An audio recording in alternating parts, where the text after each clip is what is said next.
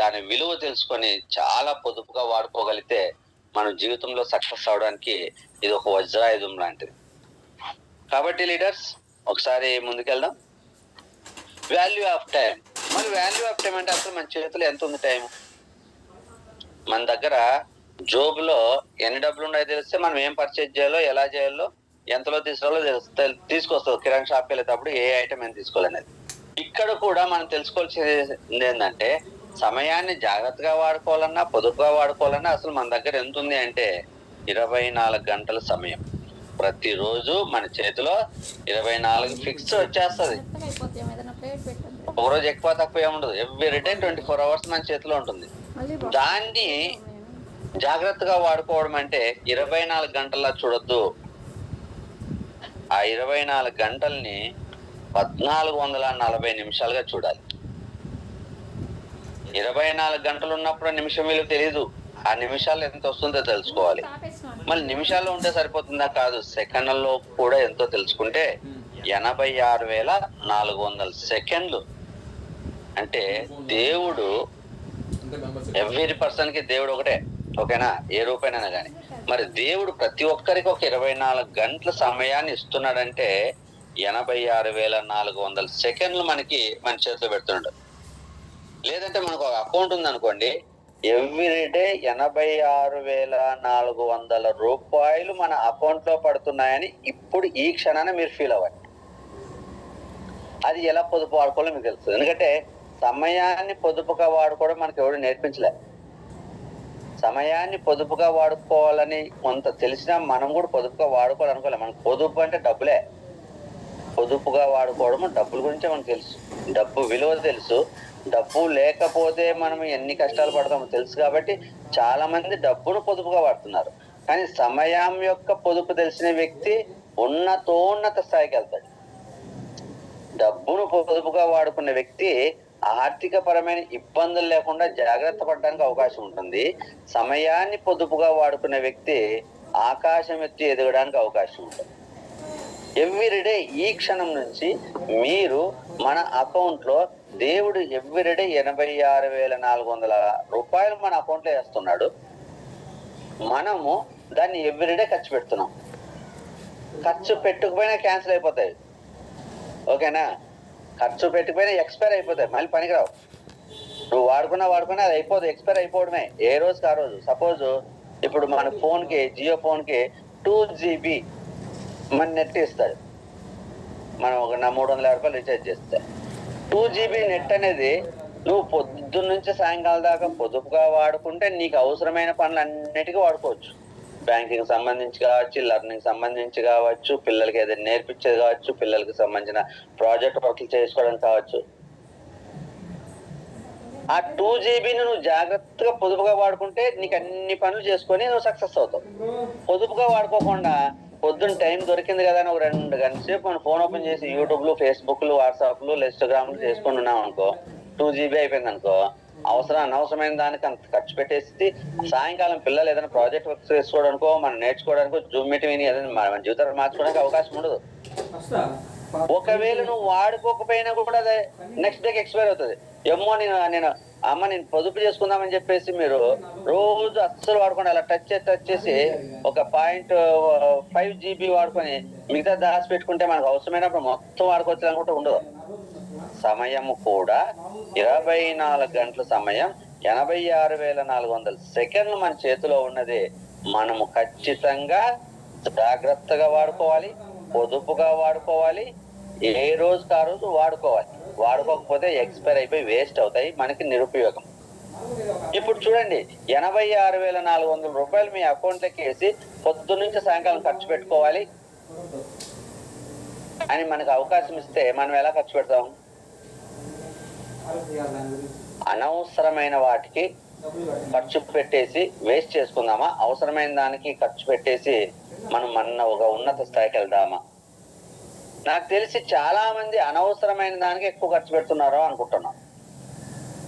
అందరూ అనట్లే, కొంతమంది. లేదంటే ఎక్కువ మంది మనకు తెలియకుండానే మనకు వేస్ట్ అవుతుంది. దీని విలువ తెలియదు కాబట్టి. ఇప్పుడు దాకా పొద్దున్న లేచాం, పనులు చేసుకుంటున్నాం, సాయంకాలం అవుతుంది, గడిచిపోతుంది, రాత్రి పడుకుంటున్నాం, పొద్దున్న లేస్తాం. ఇది యథావిధిగా ఒక క్రమం చక్రంలా అయిపోయింది. ఈ టైం గురించి ఎంత డీటెయిల్ గా మాట్లాడుకొని ఎంత డీటెయిల్ గా తెలుసుకుంటే అంత సక్సెస్ అవుతాం. 86,400 మీరు అనవసరంగా ఒక గంట ఓ ఫోన్ చూసారనుకోండి, ఎంత అవుతుందండి? 60 నిమిషాలు, 3,600 సెకండ్లు, అంటే 3,600 రూపాయలు మీరు అనవసరంగా ఫోన్ చూసుకోవడానికి వేస్ట్ చేసుకున్నారని అర్థం. 2 గంటలు మీరు అనవసరంగా పొద్దున్న సాయంకాలం వేస్ట్ చేస్తే చూశారనుకోండి, అంటే సీరియల్లో లేదంటే మనకు అవసరం కానిది, మనకు ఉపయోగపడింది, లర్నింగ్ పర్పస్ కాకుండా, మన జీవితం అభివృద్ధి కోసం కాకుండా, మనము రిలాక్సేషన్ కోసము అనవసరంగా 2 గంటలు చూస్తే 7,200 రూపాయలు మీరు వేస్ట్ చేసుకున్నట్టు. ఇంకొక గంటకి వెళ్తే దాదాపు 10,000 రూపాయలు ఒక రోజులో మీరు వేస్ట్ చేసుకున్నట్లు. వేస్ట్ చేసుకుంటామండి. మన కష్టపడిన సొమ్ము జోబులో ఒక 10 రూపాయలు ఎక్కడో కనపడలేదు, పడిపోయింది, లేదా 100 రూపాయలు పడిపోయింది. ఎంత బాధపడతాం? 100 రూపాయలు ఉంటే 3 రోజులు పాల ప్యాకెట్కి వస్తుంది. 100 రూపాయలు ఉంటే పిల్లోనికి కటింగ్ చేసుకోవడానికి వస్తుంది. 100 రూపాయలు ఉంటే పిల్లోనికి 2 నోట్బుక్లు కొనుక్కోవడానికి వస్తుంది. 100 రూపాయలు ఉంటే పిల్లోనికి 4 పెన్సిల్ బాక్సులు కొనేస్తే ఇంట్లో సంవత్సరం అంతా సరిపోతుంది. 100 రూపాయలు ఉంటే 100 రకాల పనులకు ఉపయోగపడతాయి కదా. ఆ విషయం తెలుసు కాబట్టి 100 రూపాయలు మన జోలో జారిపోతే నిజంగా ఒక 4-5 రోజులు కూడా చాలా బాధేస్తుందండి.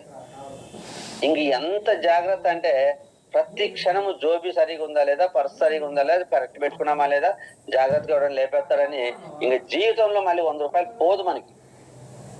కానీ మనకు తెలియకుండానే 10,000 రూపాయలు మనకి దేవుడిచ్చిన 86,400 సెకండ్లు 86,400 రూపాయలుగా మనం కన్సిడర్ చేసుకుంటే మనకు తెలియకుండానే రోజుకి 10,000 మనము వదిలేస్తాం. చాలా తక్కువ. 3 గంటలు మనం వేస్ట్ అవుతుందని చెప్పడం చాలా తక్కువ. 10,000 రూపాయలు మనం వృధాగా వదిలేస్తున్నాం. 100 రూపాయలు పోతే 100 రోజులు ఆలోచించి 100 సంవత్సరాల వరకు ఇంకా ఆ మిస్టేక్ జరుపుకునే జాగ్రత్త పడుతున్నామే. 10,000 రూపాయలు ఈక్వల్ టు 10,000 సెకండ్లు మనకు తెలియకుండా వేస్ట్ అయిపోతుంది. సరదాగా ఫ్రెండ్స్ తో మాట్లాడుకోవడానికి వేస్ట్ అయిపోతుంది. రోడ్ పిల్లలు లేడీస్ కూడా స్కూల్కి వెళ్తే డ్రాప్ చేసి లేదా బాక్స్ ఇవ్వడానికి వెళ్తే ఇంటికి వచ్చేలోపు ఒక ఫ్రెండ్ కనపడితే అక్కడే గడిచిపోతుంది అరగంట రోడ్డు మీద. ఎందుకు? అక్కడ మనం డబ్బులు మన చేతిలో జారిపోతున్నాయనే విషయం తెలియదు కాబట్టి. ఎప్పుడైతే మీరు ఈ రోజు నుంచి ఒక్క సెకండ్ 1 రూపాయిగా భావిస్తే మీరు ఎక్కడ ఎంత ఖర్చు పెట్టాలో అంత ఖర్చు పెడతారు. కొద్దిగా అలా ఖర్చు పెట్టడం వల్ల, ఖర్చును తగ్గించుకోవడం వల్ల డబ్బులు ఎలా మిగులుతాయో మన దగ్గర టైం మిగులుతుంది. ఆ మిగిలిన డబ్బులను తీసుకెళ్లి ఒక బ్యాంకులో ఇన్వెస్ట్మెంట్, ఫిక్స్డ్ డిపాజిట్ చేస్తే భవిష్యత్తులో మనం కోరుకున్న కళలు నెరవేర్చుకోవడానికి, ఆపదలో ఆదుకోవడానికి ఆ డబ్బు ఎలా ఉపయోగపడుతుందో, మరి ఈ రోజు ఈ సమయంలో ఉన్న నిమిషాలని, సెకండ్లు కనుక మనం పొదుపు చేసుకొని దాన్ని ఒక 1 అవర్గా 2 అవర్గా సమకూర్చుకొని దాన్ని ఒక బిజినెస్ లో పెట్టుబడి కింద ఇన్వెస్ట్మెంట్ పెడితే తిరిగి మన చరిత్రలను తిరిగి రాయడానికి, పిల్లల భవిష్యత్తును మార్చడానికి ఉపయోగపడుతుంది. దయచేసి ఒక్కసారి చూడండి, ముందుకెళ్తాం. సమయం ఉన్నప్పుడే మనము దాన్ని సద్వినియోగం చేసుకోవాలి. చేయి జారిపోయిన తర్వాత ఏం లేదు. పెద్దలు చెప్పేవాళ్ళు వెలుతురు ఉండగానే ఇల్లు చక్కబెట్టుకోవాలి. ఒంట్లో శక్తి ఉన్నప్పుడే 4 రూపాయలు సంపాదించుకోవాలి. ఎందుకన్నారు?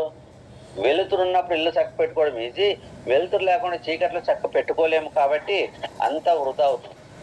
ఒంట్లో శక్తి ఉంటేనే 4 రూపాయలు సంపాదించుకోవాలి కాబట్టి 4 రూపాయలు ఈరోజు సంపాదించుకుంటే రేపు మన పిల్లలకి అన్నం పెట్టడానికి పనికి వస్తుంది.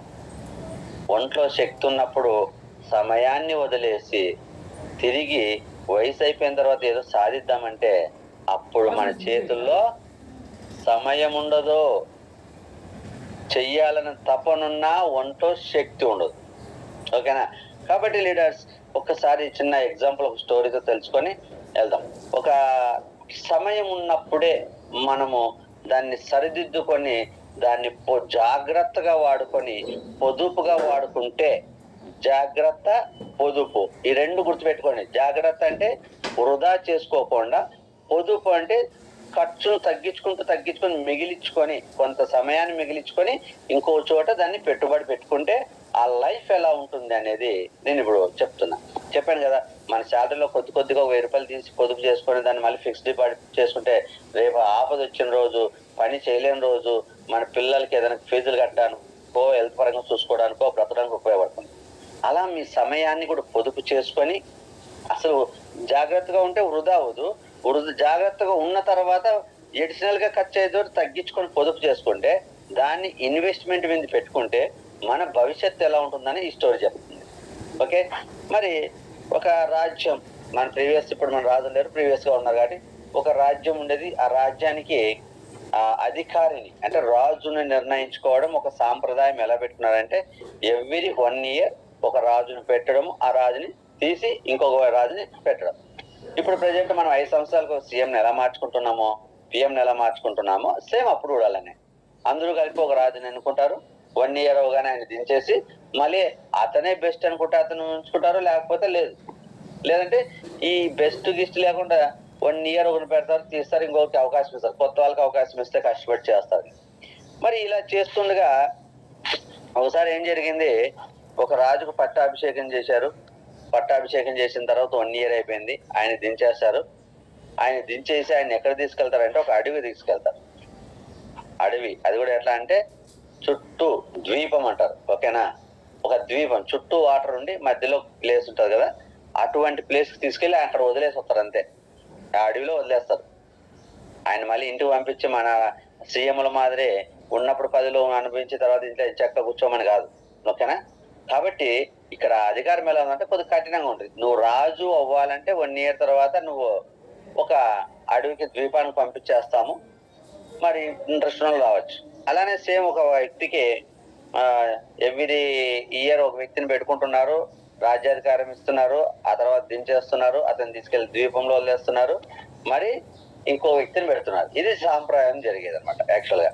అలా జరుగుతుండగా వీళ్ళందరూ ఏం చేసేవాళ్ళంటే 1 year ఉన్నప్పుడు ఫుల్ ఎంజాయ్ చేసేవాళ్ళు రాజులు, హ్యాపీగా, అసలు ఇంక తిరగలేదు. మన రాజు అంటే ఇంకేముంది, సర్వ భోగాలు అన్నవి ఉంటాయి కదా, వాళ్ళ చేతిలో ఉన్నాయి, బాగా తినడం, తాగడం, నిద్రించడము, అనుభవించడం, సంతోషాన్ని అనుభవించడం, ఇంకా అంతే.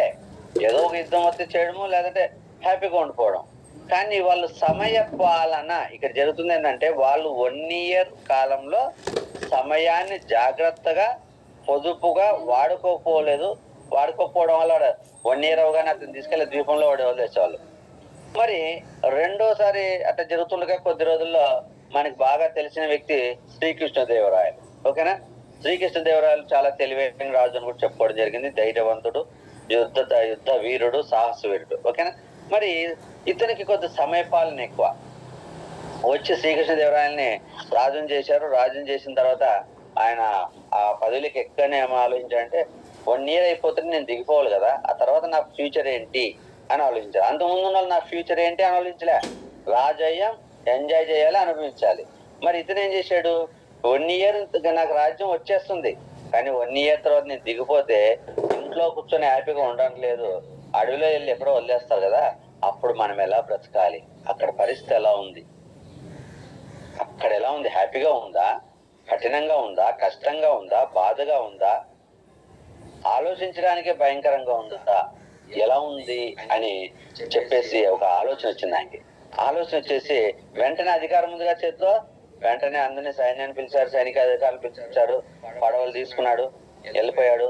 ఆ 1 year అయిపోతేనే ఎక్కడైతే రాజులు వదిలేస్తున్నారు అక్కడికి వెళ్ళిపోదామని చెప్పేసి ఆ పడవల్లో ముందు వెళ్ళిపోయి ఆ ద్వీపానికి వెళ్ళిపోయి అక్కడికి వెళ్ళి చూస్తే అక్కడ వన్యమృగాలు, క్రూర జంతువులు, ఇంకేం ఆప్షన్ లేదు. రాజుని తీసుకెళ్ళి అక్కడ వదిలేయగానే వెంటనే అవన్నీ విరుచుకుపడి పీక్కు తినేస్తున్నాయి. అక్కడంతా ఓన్లీ ఎముకలు మాత్రమే ఇంకేం లేవు, మనుషులు లేరు, ఎవరు లేరు. ఎక్కడ చూసినా వ్యక్తుల కలవరాలు, అంతే. మరి అది చూడగానే ఈ రాజుకి ఏమనిపించిందంటే, అబ్బో నా పరిస్థితి కూడా ఇదే కదా, ఈరోజు అధికారంలో ఉన్నా బాగానే ఉన్నాను, 1 year తర్వాత నేను కూడా ఈ అడవికి వచ్చేస్తే నన్ను కూడా జంతువులు పీక్కు తినడమే కదా, కాబట్టి ఏం చేయాలి, ఇప్పుడు 1 year అధికారము నా చేతిలో ఉంది. ఇందాక 1 dayకి ఏం చెప్పాను, 24 hours 60 minutes ఓకేనా. అలాగే నిమిషాలు 86,400 నిమిషం, అది 24 గంటలు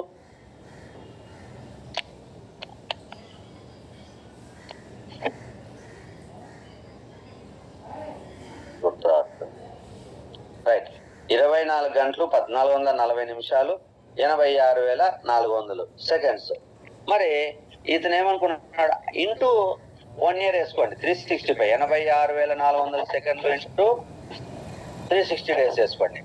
అలా ఆయన క్యాల్కులేషన్ చేసుకొని ఆయన కూడా ఇది కరెక్ట్ కాదు, నేనేం చేయాలి, నాకు 1 year ఉన్న అధికారంలో ఉన్న సమయాన్ని నేను జాగ్రత్త పడాలి, అపాయం తెచ్చుకోకూడదు, ఆపత్తి తెచ్చుకోకూడదు, ఇక్కడ ఎక్కడో ఉంది కదా అని ఎటు పడితే అటు బతికేసి అక్కడికి వెళ్ళి ఇబ్బంది పడకూడదు, నేను జాగ్రత్త పడాలి అని చెప్పేసి ముందస్తుగా ఆలోచించాడు. నేను ఈ సమయాన్ని ఎలా వాడుకుంటే ఫ్యూచర్ బాగుంటుంది అని ముందుగా అంటే ఫ్యూచర్ గురించి ఆలోచించి ఏం చేశాడు, పొదుపుగా తన సమయాన్ని ఏం చేశాడంటే పొదుపుగా, అంటే తన ఉన్న సైన్యంలో అధికారంలో ఉన్న సైన్యాన్ని సగం మందిని తీసి సగం మంది ఏమో దేశ రక్షణకి, సగం మందిని అక్కడ ఆ ద్వీపానికి పంపించి అక్కడ ఏవైతే జంతువులు ఉన్నాయో ఆ జంతువులన్నీ తీసి పట్టుకొని వేరే వేరే అడవుల్లో వదిలేసి ఆ ద్వీపంలో అతి సుందరమైన భవనము, బృందావనము అన్ని రెడీ చేసుకున్నాడు. ఏం చేసుకున్నాడు ఆయన, సైన్యాన్ని విడదీశాడు కదా సార్, టైం ఎక్కడ వాడుకున్నాడు అనుకోవచ్చు. మన చేతుల్లో 24 గంటల సమయం ఉంది, అది ఒక అధికారం. ఆ 24 గంటల్లో నువ్వు నీ రాజ్యాన్ని, నీ కుటుంబమే నీ రాజ్యం, నీ కుటుంబాన్ని నువ్వు ఎలా సంరక్షించుకోవాలి, నీ ఇంట్లో వాళ్ళకి తలా ఒక పని చేసేసి 10 పనులు ఎలా చేయించుకోవాలి, ఓకేనా, ఇలా ఉంటాయి. కాబట్టి అతను ఏం చేశాడు, తనకున్న అధికార సమయంలో ఉన్న అవకాశాలని స్ప్లిట్ చేసుకొని అందరూ ఆ సమయంలో ఏం చేసేవాళ్ళు, ఎంచక్క తినేసి ఎంజాయ్ చేసేవాళ్ళు.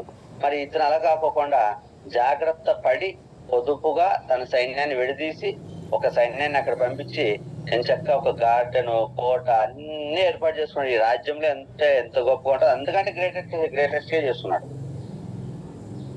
అయిపోయిన తర్వాత 1 year అయిపోయింది. ఈ రాజును కిందకి రాజ్యాధికారం నుంచి దించేసి పంపిస్తూ ఉంటే, ఒక్క నిమిషం కాల్ వచ్చింది, ఒక్క నిమిషం వెయిట్ చేయండి.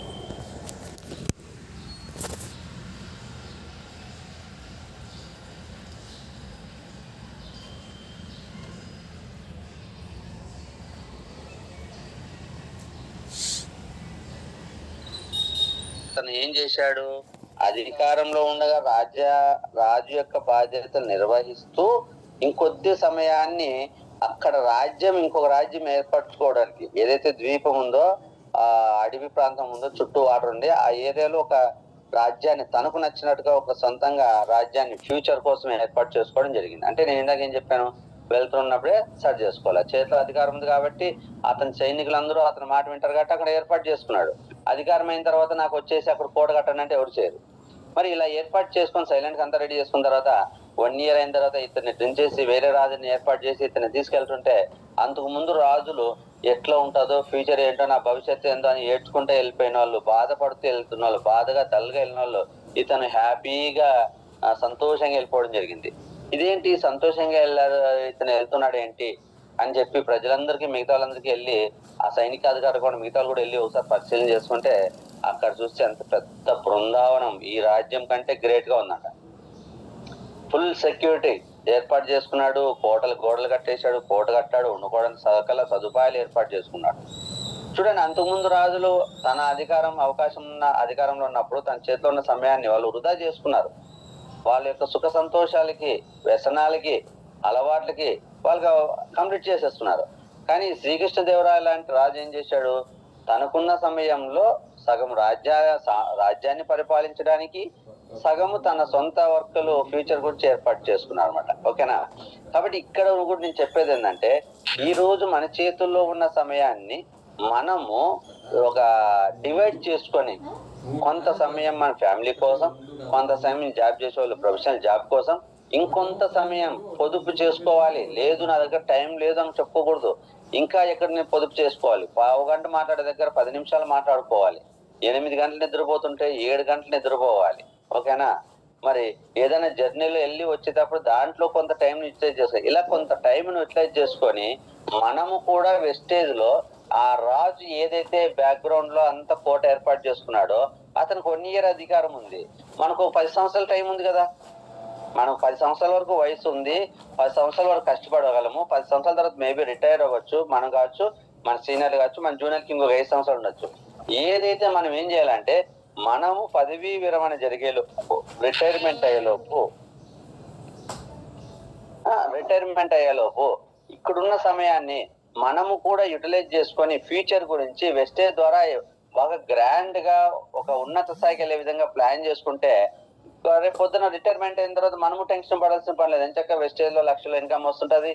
తర్వాత హ్యాపీగా మనం బ్రతుకోవడానికి travel fund, car fund, house fund అన్ని వెస్టేజ్ ద్వారా తీసుకోవచ్చు. కాబట్టి గ్రౌండ్ వర్క్ చేయగాలి. ఆయన ఏం చేశాడు? ఫస్ట్ వెళ్ళగానే ఇల్లు కట్టేశాడా, కోర్టు కట్టేశాడా, అక్కడ ఆ ద్వీపంకి వెళ్ళి లేదు కదా, కొత్త సైన్యాన్ని ఏర్పాటు చేసి ఫస్ట్ అక్కడ ఉన్న క్రూర జంతువులను తీయడానికి ట్రై చేశాడు. ఇల్లు కట్టుకోవడం తర్వాత ఫస్ట్ క్రూర జంతువులు తీయాలి. క్రూర జంతువులు తీయడము అంత ఈజీనా అంటే చాలా భయంకరమైంది, కష్టమైంది. అయినా సరే దానికి ఒక ప్రతిపాదన, ఒక ప్రణాళిక ఏర్పాటు చేసుకొని, సైనికాధికారులకు అన్ని ఏర్పాటు చేసుకొని, అవసరమైతే ఎక్కువ కేర్ తీసుకొని, వీళ్ళు వెళ్ళిన సైనికులు కూడా తినేస్తుంటే ఏమవుతుంది కాదు కదా. ఇతను స్పెషల్ గా కేర్ తీసుకొని సైన్యాధికారుల్ని, మంత్రుల్ని అంతా పెట్టుకొని అదంతా క్లీన్ చేసుకున్న తర్వాత ఇల్లు కట్టుకోవడం ఈజీగా గడిచిపోయింది, కోట కట్టుకోవడం. మనం వెస్టేజ్లోకి వచ్చినప్పుడు కూడా స్టార్టింగ్ లో అక్కడ మృగాల్ని, క్రూర మృగాలు తీయడం ఎంత కష్టమో, వెస్టేజ్ లో కూడా ఇనిషియల్ గా వెస్టేజ్ చేసుకోవడం కూడా కష్టమే. మనకి కష్టమే, అంత ఈజీగా ఉండదు. ఇనిషియల్ గా ఫస్ట్ చేసుకుంటే తర్వాత మరి కొద్దిగా 1 ఇయర్ బాగా కొద్దిగా మనం కష్టపడితే 1 ఇయర్ తర్వాత కొద్దిగా ఈజీ అయిపోతుంది వర్క్. కొద్దిగా ముందుకెళ్ళే కొద్ది చాలా ఈజీ అయిపోతుంది. అలా చేసుకోవాలి. కాబట్టి మన చేతిలో సమయం ఉన్నప్పుడు మనము కంపల్సరీ జాగ్రత్త పడాలి. ఇది ఒక స్టోరీ. మీకు ఇక్కడ అర్థమవలసింది ఏంటి? ముందు రాజులు చేసిన మిస్టేక్ ఏంది? వాళ్ళ చేతిలో అధికారం ఉన్నప్పుడు, అది సమయం, అది కూడా ఒక 1 ఇయర్ సమయము అధికారం ఉన్నప్పుడు అక్కడున్న ఆ ఆప్షన్స్ అన్ని ఉపయోగించుకోలేదు. శ్రీకృష్ణదేవరాయలు ఏం చేశాడు? సగము సమయాన్ని తన ఫ్యూచర్ గురించి ఉపయోగించాడు. ఇక్కడ కూడా మనం ఏం చేయాలి? మన చేతిలో 24 అవర్స్ ఉంది, మనం చేయాల్సిన పనులు ఉన్నాయి. మనం చేయాల్సిన పనులకి 24 అవర్స్ ఖర్చు పెడుతున్నాం. కొన్ని అనవసరమైన విషయాలు ఖర్చు పెడుతున్నాము. కానీ అవసరమైన దానికి ఇన్వెస్ట్మెంట్ చేయట్లేదు. కాబట్టి మనకి భవిష్యత్తు లేదు. ఎప్పుడు మనం తర్వాత అన్ని బాధలు పడేదే ఉంటది. ఇక్కడ శ్రీకృష్ణదేవరాయల్లో మనం ఆలోచించాలి. మరి ఇది ఒక రాజులకు సంబంధించిన స్టోరీ కదా. మరి ఇంకా ఏమన్నా మనం కళ్ళ ముందు జరిగినవి చూస్తే బాగుంటది కదా అని ఆలోచిస్తే, ఈరోజు మనకి చాలా మంది గ్రేటెస్ట్ పీపుల్స్ యొక్క ఫోటోలు మనం చూస్తూ ఉంటాం. ఇంట్లో కానీ, ఆఫీసుల్లో కానీ, కాలేజీల్లో, స్కూల్లో, ఓకేనా, గవర్నమెంట్ ఆఫీసులో. ఎందుకు కొంతమంది ఫోటోలే గోడ మీద ఉంటున్నాయి, అందరివి ఉండలేకపోతున్నాయి? మన ఇంట్లో ఫోటోలు ఎవరన్నా ఉంటున్నాయా? గాంధీ తాత గారి ఫోటో ఉంటుంది, స్వామి వివేకానంద గారి ఫోటో ఉంటుంది, అబ్దుల్ కలాం గారి ఫోటో ఉంటుంది. మరి గాంధీ తాతనే, స్వామి వివేకానంద మనం చూడలేదు. అబ్దుల్ కలాం అయితే చూసాం కదా. అబ్దుల్ కలాం అయితే చూసాం. అతని జీవిత చరిత్ర తెలుసు. ఇక్కడ మన ఏరియా వాడే, మనకు అన్ని తెలుసు. చాలా నిరుపేద కుటుంబంలో పుట్టిన వ్యక్తి. బాగా ధనవంతులు అయితే వాళ్ళ ఫోటోలు ఉంటాయి సార్. సీనియర్ ఎన్టీఆర్ గారి ఫోటో 10 తరాలు ఉందంటే ఉంటుంది ఇంట్లోన. మళ్ళీ అందరిది ఉంటుంది కదా. అంటే ఆయన ధనవంతుడు కాకుండా పేదవాడి నుంచే ధనవంతుడయ్యాడు. పోనీ అతనికి కాస్త ఉన్నంత ఆస్తులు ఉండొచ్చు. మరి అబ్దుల్ కలాం గారు చాలా నిరుపేద కుటుంబం నుంచి వచ్చాడు కదా. మరి అతని ఫోటో ఈరోజు అన్ని ఆఫీసుల్లోనూ, అన్ని కాలేజీల్లోనూ, అన్ని ఏరియాల్లోనూ ఉంటుంది. ఎందుకు అంటే ఆయనకి సమయ పాలన తెలిసి, అతని చేతిలో ఉన్న సమయం అప్పుడు చదువుకునే సమయంలో శ్రద్ధగా చదువుకున్నాడు. అలాగే తర్వాత ఆయన సైంటిస్ట్ గా ఉన్నప్పుడు సద్వినియోగం చేసుకున్నాడు సమయాన్ని. అలాగే రాష్ట్రపతిగా ఉన్నప్పుడు కూడా ముందస్తుగా ప్రణాళిక ఏర్పాటు చేసుకున్నాడు. ఎలా చేసుకున్నాడు చూడండి. మరి ఇద్దరు గ్రేట్ పర్సన్ ఎవరంటే అబ్దుల్ కలాం గారు. మరి ఇతను ఎక్కువ సమయము యాక్చువల్ గా చిల్డ్రన్స్ తో గడిపేవాడంట. సైంటిస్ట్ గా ఉన్నప్పుడు, అంతకుముందు లెక్చర్ గా ఉన్నప్పుడు, ఆ తర్వాత గవర్నర్ గా ఉన్నప్పుడు మరి సమయం పిల్లలతో ఎక్కువతూ గడుపుతూ ఉండేవాడంట. మరి ఆయన గవర్నర్ గా ఉన్నప్పుడు ఎవరైనా ఆయన అడిగితే, గవర్నర్ గా మీరు పదవీ విరమణ అయిపోయిన తర్వాత మరి ఏం చేస్తారండి అంటే, ఆయన ఏం టెన్షన్ పడుకోకుండా ఎలా ఉండాలనుకుంటున్నారు, ఏం చేస్తా అంటే ఏం టెన్షన్ లేకుండా నేను పిల్లలతో గడిపేస్తా, పిల్లలకి వెళ్ళి క్లాసులు చెప్పుకుంటా అన్నాడంట.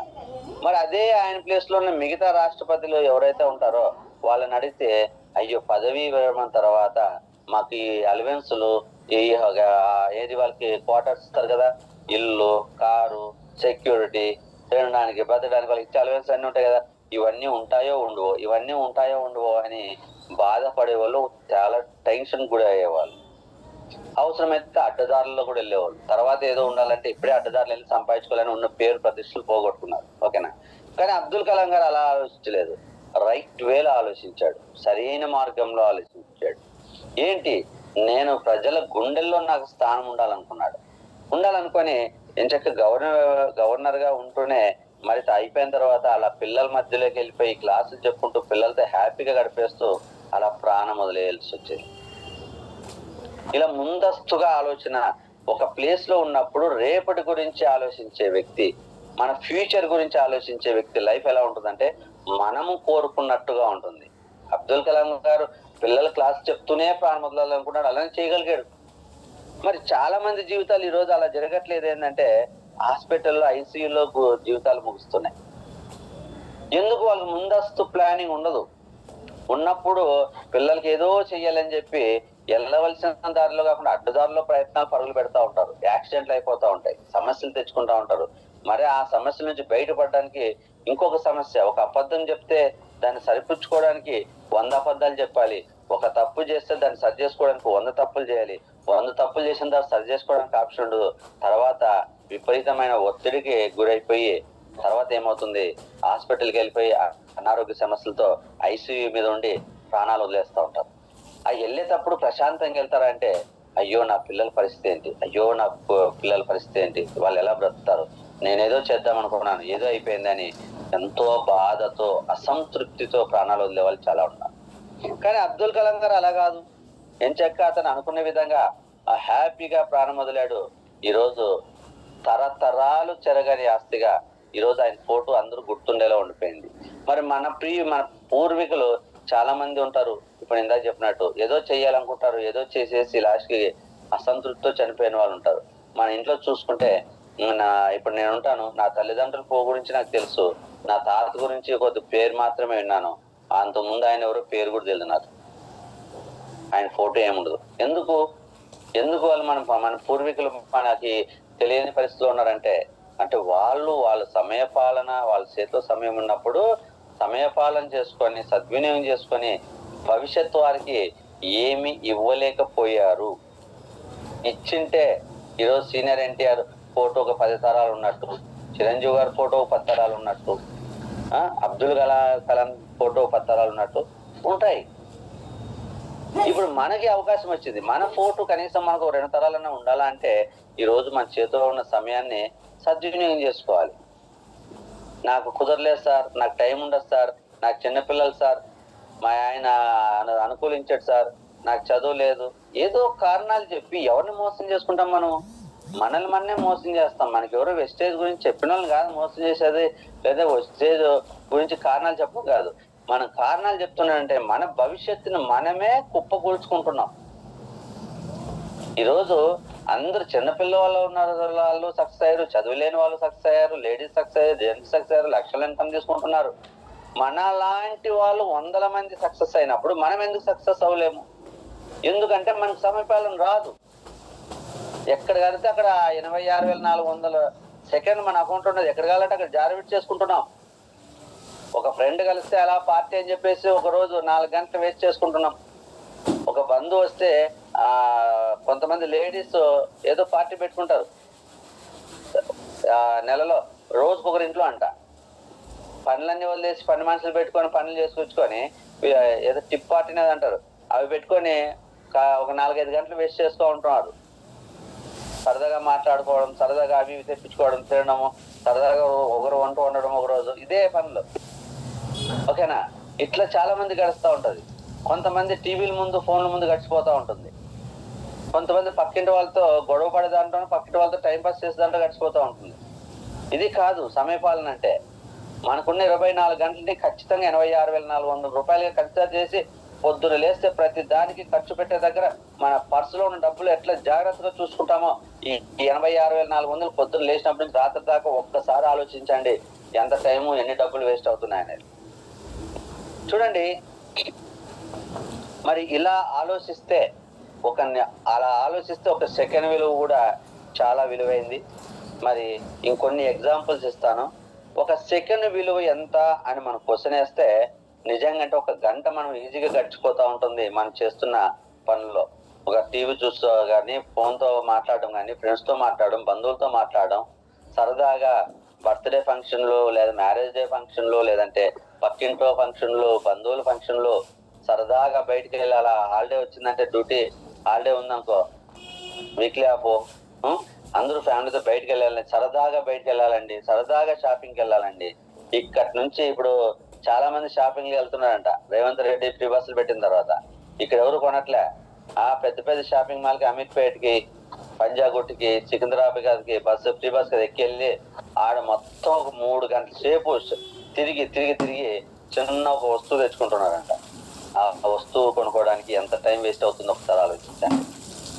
మరి ఒక సెకండ్ విలువ తెలిస్తే ఎలా ఉంటుందో తెలుసా? ఒక ఒలింపిక్స్ లో పాల్గొనే వాళ్ళు కొన్ని సంవత్సరాలు ప్రాక్టీస్ చేసింటారు. ఈ రన్నింగ్ చేసే వాళ్ళు ఎంత పరిగెత్తింటారండి.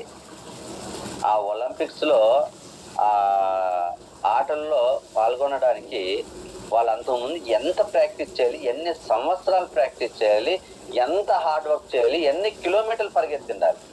అలా పరిగెత్తి అలా ప్రాక్టీస్ చేసిన ప్రతి ఒక్కరూ ఫస్ట్ రావాలి, నేను ఫస్ట్ ప్రైజ్ లో రావాలి, గోల్డ్ ప్రైజ్ తీసుకోవాలి, గోల్డ్ మెడల్ తీసుకోవాలి అని అందరికీ తపన ఉంటుంది.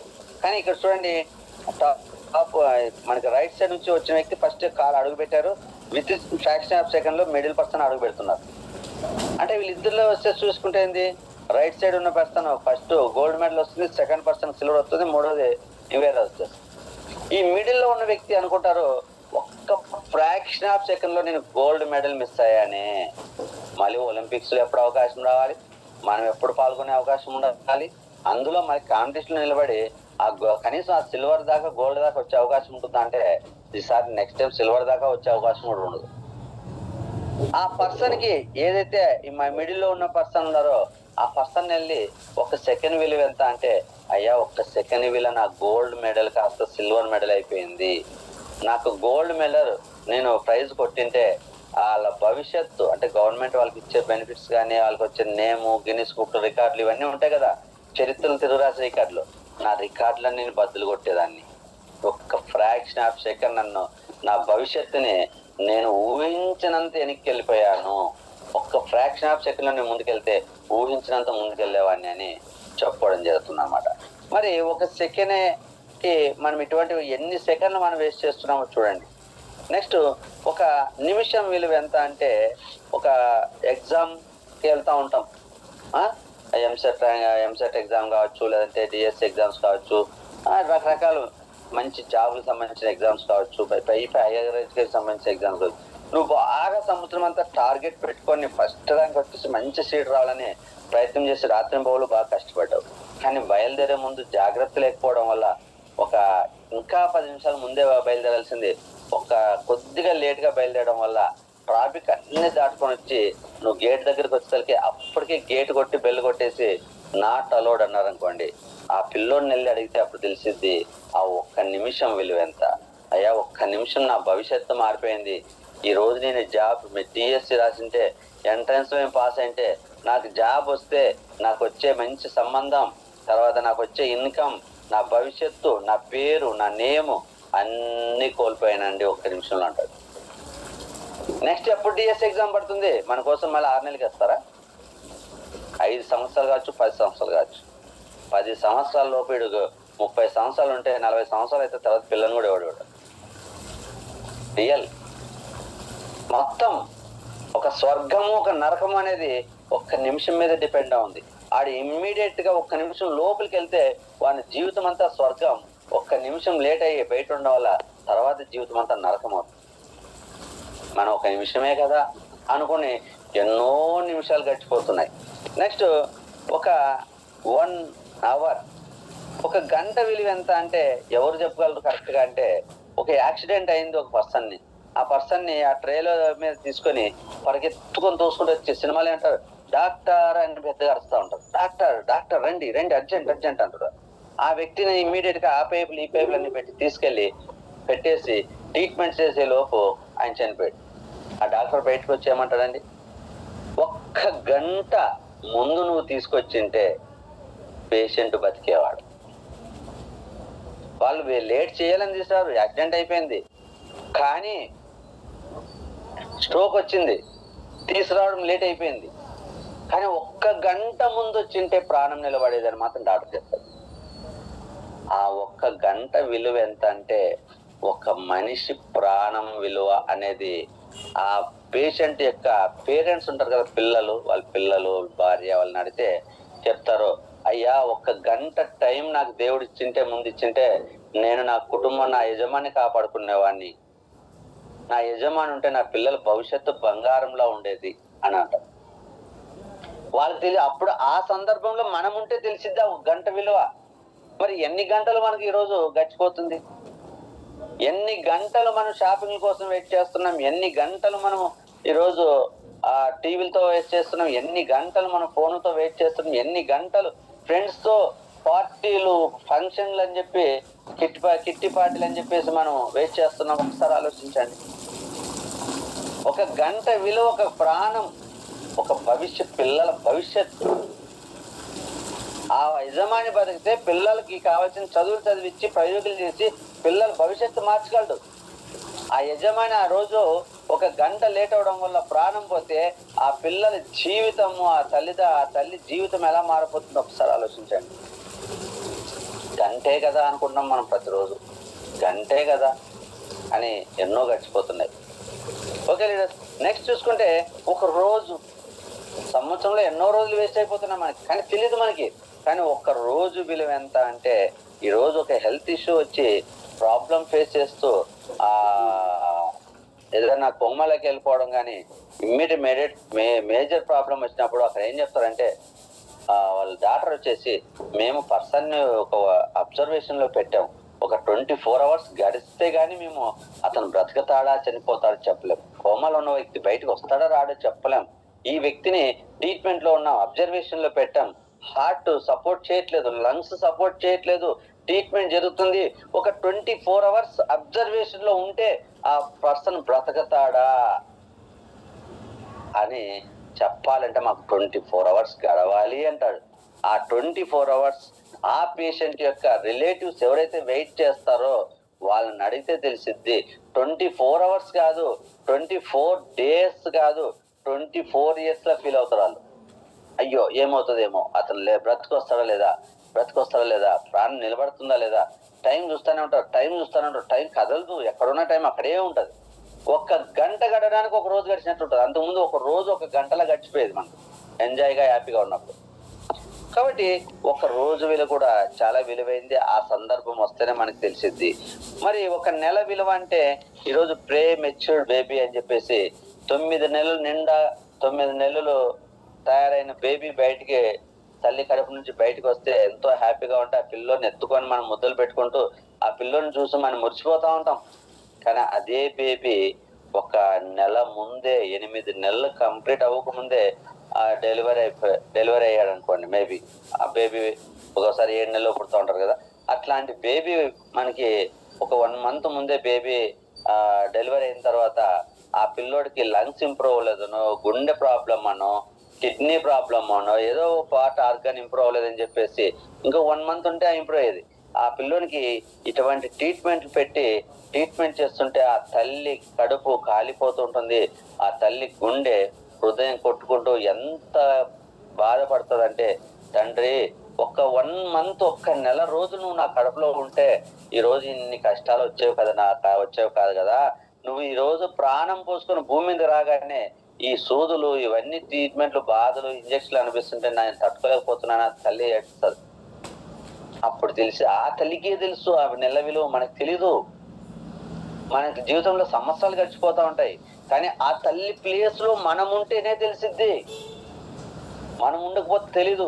ఒక్కసారి ఊహించుకోండి, ఆ తల్లి ప్లేస్ లో ఉంటే ఆ బిడ్డ మన బిడ్డ అయినప్పుడు 1 మంత్ ముందే వచ్చింటే ఆ బిడ్డ 1 మంత్ వరకు వెయిట్ చేస్తే ఎంత బాగుండేది నీ జీవితం. నేనెంతో చంకలో ఎత్తుకొని నిన్ను ముద్దాడుతూ నేను మురిసిపోయేవాడిని కదా, నిన్ను చూసి ఏడుస్తూ ఏడుస్తూ నేను బ్రతకలేననే రేంజ్ లో ఉంటుంది పరిస్థితి.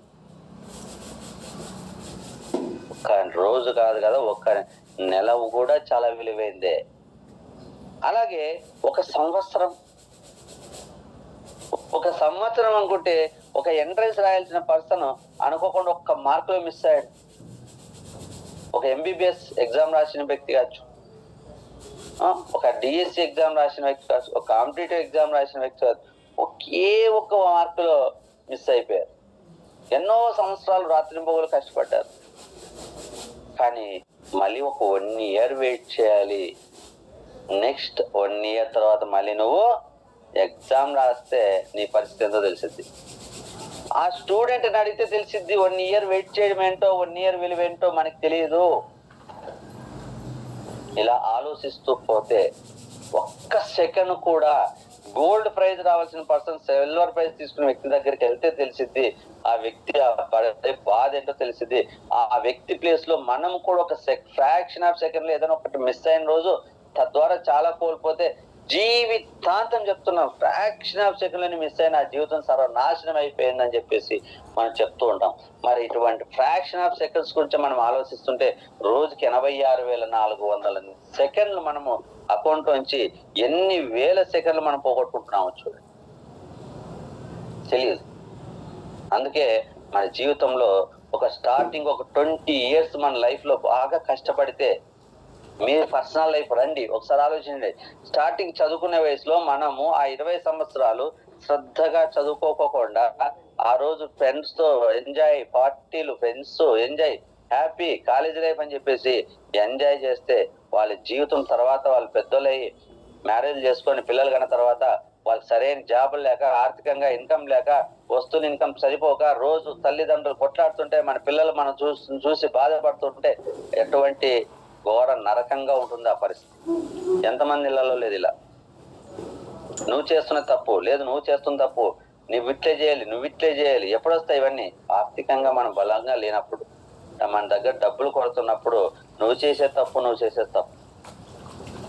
మన దగ్గర సరైన డబ్బు, మనకు సరైన లైఫ్ ఉంటే అన్ని తప్పులు మూసిపోతే అన్ని అడ్జస్ట్ అయిపోతాం.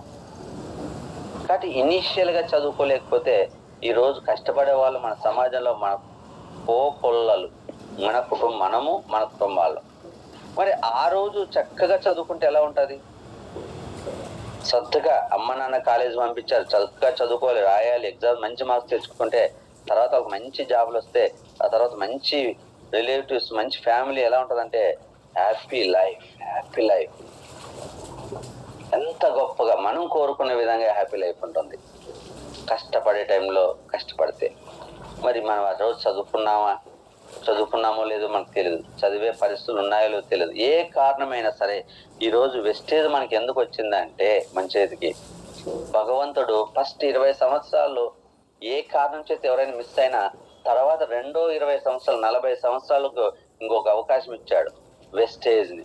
ఈ వెస్టేజ్ లో ఇప్పుడైనా మీరు నాకు టైం లేదు, నాకు కుదరదు, నాకు చెప్పడం రాదు, 100 కారణాలు చెప్పేది పక్కన పెట్టి మీ సమయాన్ని ఈ రోజు నుంచి మీరు జాగ్రత్తగా ఉపయోగించుకొని, దాన్ని పొదుపుగా ఉపయోగించుకొని ఈ వెస్టేజ్ కి ఇన్వెస్ట్మెంట్ కింద పెడితే మిగిలిన 60 సంవత్సరాలు అనుకుందాం, 100 సంవత్సరాలు మన జీవితం అయితే 20 సంవత్సరాలు